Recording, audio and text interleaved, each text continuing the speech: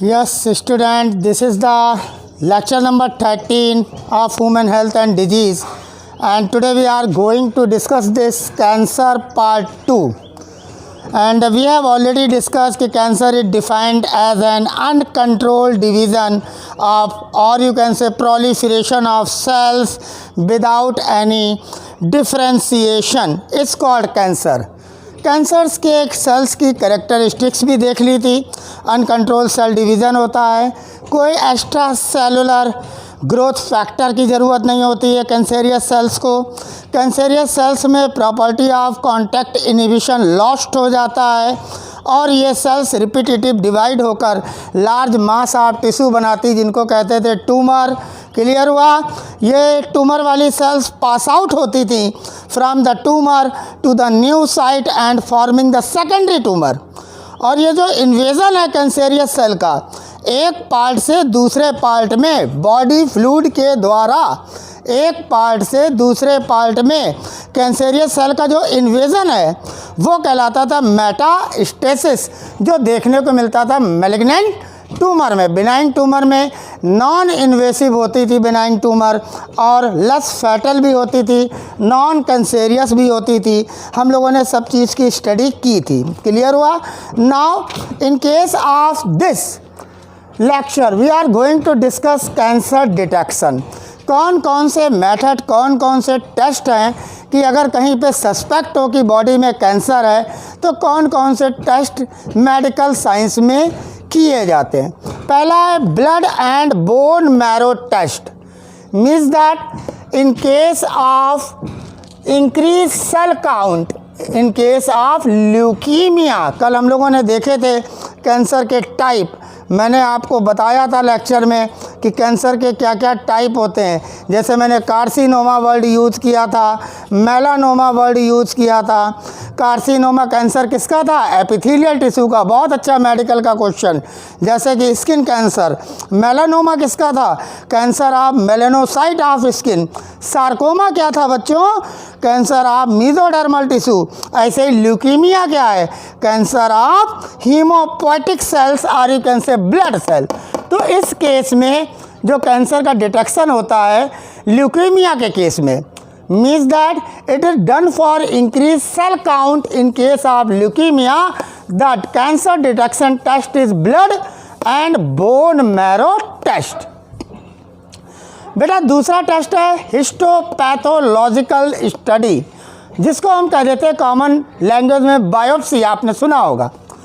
होता क्या है, हिस्टोपैथोलॉजिकल से ही पता लग गया कि यहाँ पर कोई भी सस्पेक्टेड ऑर्गन में जो टिश्यू होगा उसका, उस टिश्यू का छोटा सा पीस कट किया जाता है और उसका पतला सा सेक्शन को स्टेन करते हैं, फिर एग्जामिन करते हैं। क्लियर हुआ?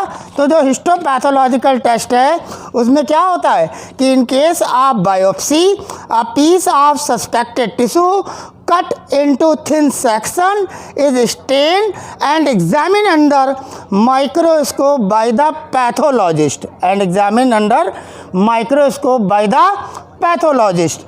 तो ये जो हिस्टोपैथोलॉजिकल स्टडी है जिसको बायोप्सी कहते हैं, उसमें जो भी सस्पेक्टेड टिश्यू है उसका छोटा सा कट लिया, उसका थिन सेक्शन तैयार किया, उसको स्टेनिंग प्रोसेस में ले गए और फिर एग्जामिन किया अंडर द माइक्रोस्कोप। और कौन एग्जामिन करते हैं? पैथोलॉजिस्ट। कौन बच्चों एग्जामिन करते हैं? पैथोलॉजिस्ट उसको एग्जामिन करते हैं। Now the third is the radiography. Third is the radiography. Actually में बच्चों जो एक्सरेज होती हैं are use to detect cancer of internal organ. अगर कहीं पर किसी इंटरनल ऑर्गन में कैंसर को डिटेक्ट करना है तो वहाँ पर जो कैंसर डिटेक्शन की टेक्निक या टेस्ट यूज़ किया जा रहा है वो हो जाता है रेडियोग्राफी। और रेडियोग्राफी में किस रेस को यूज़ करते हैं? ये मेडिकल का क्वेश्चन, एक्स रेस को यूज़ करते हैं। कहाँ का कैंसर होता है? इंटरनल ऑर्गन का। सस्पेक्टेड पीस का कट किस टेस्ट में स्टेन करते हैं? हिस्टोपैथोलॉजिकल स्टडी या बायोप्सी में। इस तरीके से आपको तैयार करना है। क्लियर हुआ? Increase cell count in case of leukaemia में कौन सा टेस्ट है? Blood and bone marrow test. इस टॉपिक को ऐसे ही आपको मेडिकल के लिए और बोर्ड के लिए तैयार रखना है। बात करता हूँ फोर्थ टेस्ट की, computed tomography. The word is use here, computed tomography. Clear बात हुई बच्चों। जो एक कंप्यूटेड टोमोग्राफी है, इसके लिए आपको देखना पड़ेगा कि इसमें एक्स रेज यूज़ करते हैं जो जनरेट करती 3 डायमेंशनल इमेजेस। कैसी इमेज देती है? इंटरनल ऑर्गन की 3 डायमेंशनल इमेज देती है, जिससे आसानी के साथ डिटेक्ट कर ली जाती है actual changes, actual site of the cancerous cell, कहलाती है कंप्यूटेड टोमोग्राफी। जहाँ पे आपको बताना होगा कि एक्स रेज ही यूज़ हो रही हैं रेडियोग्राफी की तरह, लेकिन यहाँ पर कंप्यूटेड टोमोग्राफी में 3 डायमेंशनल इमेजेस तैयार होती हैं इंटरनल ऑर्गन की या सस्पेक्टेड ऑर्गन की, जहाँ पर लगता है कि कैंसर हो रहा है। नाउ बच्चों, the method next is the resonance imaging. क्या मेथड है? Resonance imaging method. Resonance imaging method में क्या होता है?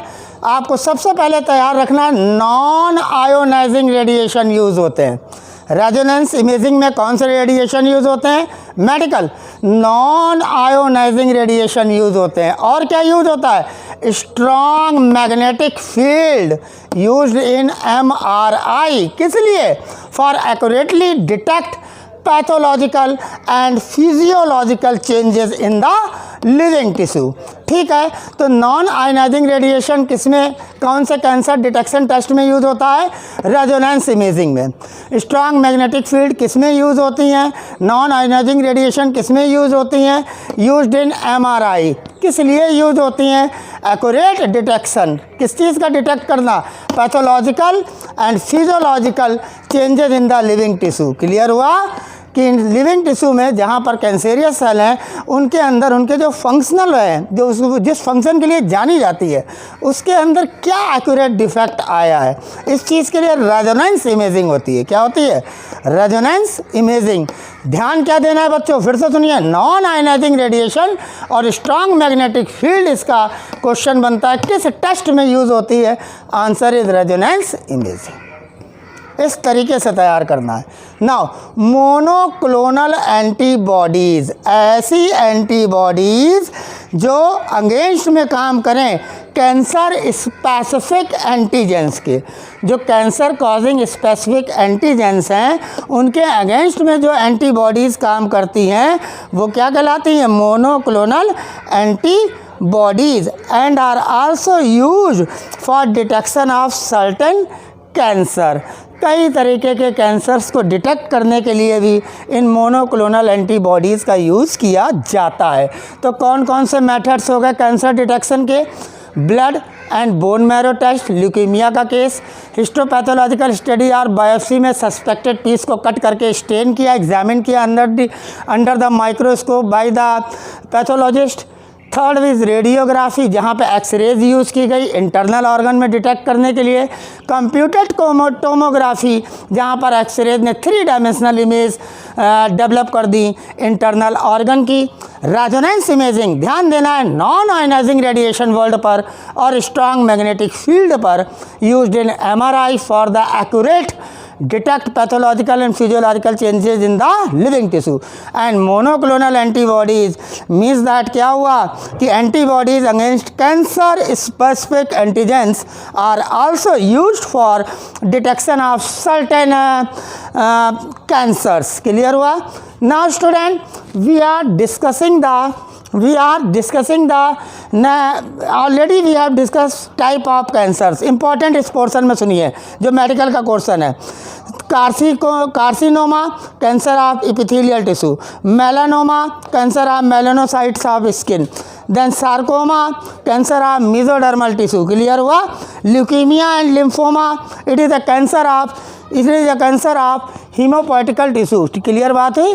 तो these are the methods which are these are the type of cancers। ये टाइप ऑफ कैंसर से तो मेडिकल के लिए बहुत इंपॉर्टेंट थे। मैंने बात की थी सबसे इंपॉर्टेंट चीज़ की कार्सिनोजेंस की। बच्चों, carcinogens means that cancer causing agent. कौन कौन से थे? आपने केमिकल एजेंट देखे थे, ज़रा फिर से नाम सुनिए कौन कौन से थे केमिकल्स?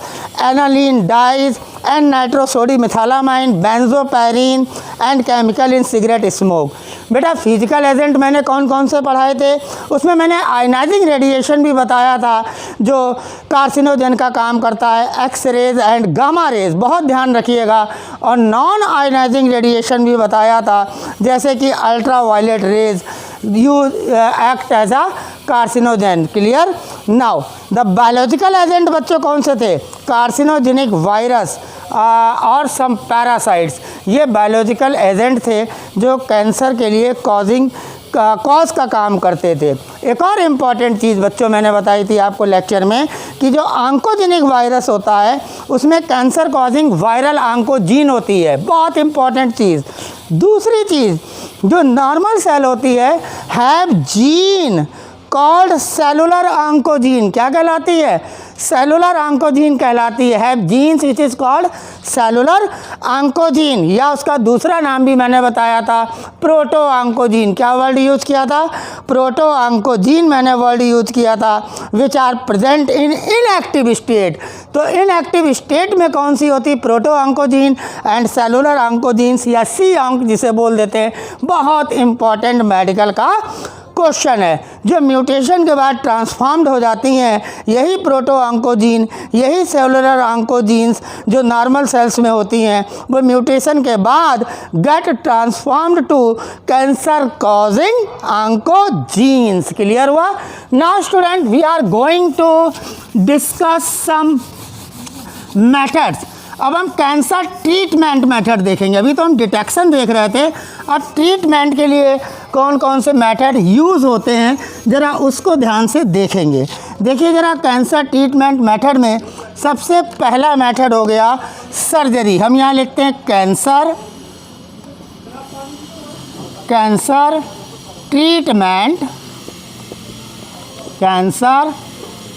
ट्रीटमेंट। तो कैंसर ट्रीटमेंट जो मैंने लिखा है इसमें सबसे पहला मेथड हो गया सर्जरी।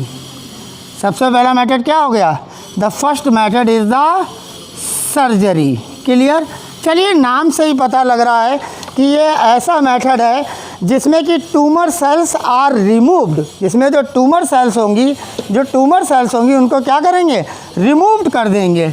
जो ट्यूमर सेल्स हैं उनको क्या करेंगे बच्चों, रिमूव करेंगे। ठीक है, कैसे, सर्जिकली रिमूव करेंगे। क्लियर बात हुई।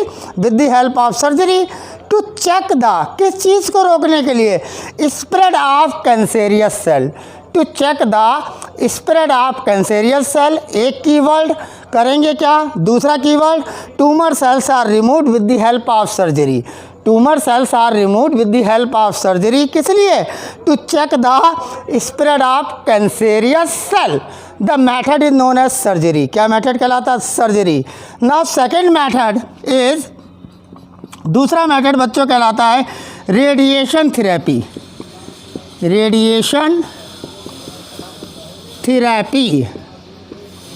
अब इसको सुनिए, इसके लिए आपके लिए क्या कीवर्ड होने चाहिए बच्चों। रेडिएशन थेरेपी में लीथल इरेडिएशन, लीथल खतरनाक, इरेडिएशन कीवर्ड है इसका, lethal irradiation of tumour cell. जो ट्यूमर सेल्स हैं उनमें एक लीथल इरेडिएशन करते हैं जिसके कारण क्या होता है, जिसके कारण जो नॉर्मल टिश्यू होते हैं ट्यूमर सेल्स के चारों तरफ, वो क्या रहते हैं, वो प्रॉपरली उनकी केयर होती रहती है।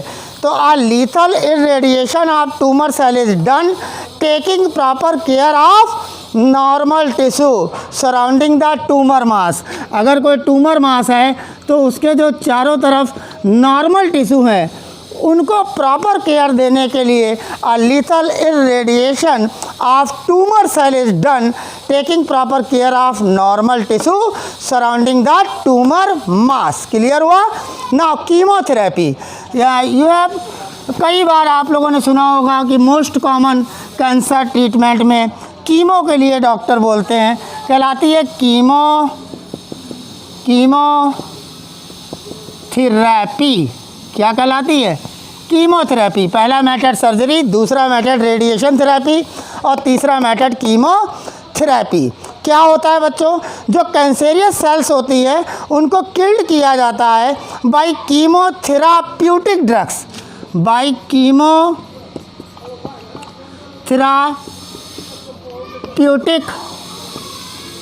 ड्रग्स। जो कीमोथेराप्यूटिक ड्रग्स होती हैं इन कीमोथेराप्यूटिक ड्रग्स से जो कैंसेरियस सेल्स होती हैं उनको ख़त्म किया जाता, किल्ड किया जाता है। लेकिन ये जो ड्रग्स हैं बच्चों, दे एग्जिबिट साइड इफ़ेक्ट, इनका साइड इफ़ेक्ट होता है कीमोथेरेपी में। और क्या साइड इफ़ेक्ट होता है? One of the important medical question, the side effect is here loss and anaemia. जो हेयर लॉस और एनीमिया है वो साइड इफ़ेक्ट है इन कीमोथेराप्यूटिक ड्रग्स को यूज़ करने के लिए, जो कीमोथेराप्यूटिक ड्रग्स यूज़ करते हैं कैंसेरियस सेल को किल्ड करने के लिए। वो मेथड कहलाता है ट्रीटमेंट का कीमोथेरापी। क्लियर हुआ? Now the another method after the chemotherapy is very important, immunotherapy.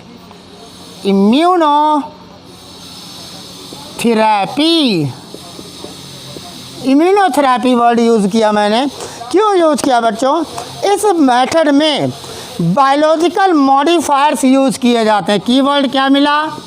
Biological modifiers. Clear हुआ? बायोलॉजिकल मॉडिफायर्स यूज़ किए जाते हैं, जैसे कि alpha interferons.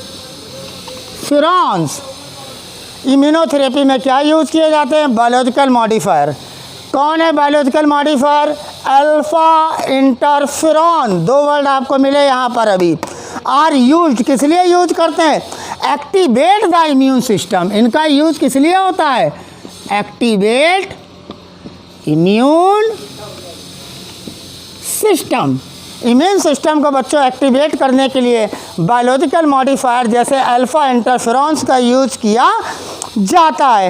And help in, जब इम्यून सिस्टम एक्टिवेट हो गया तो हेल्प करता है। किसमें हेल्प करेगा?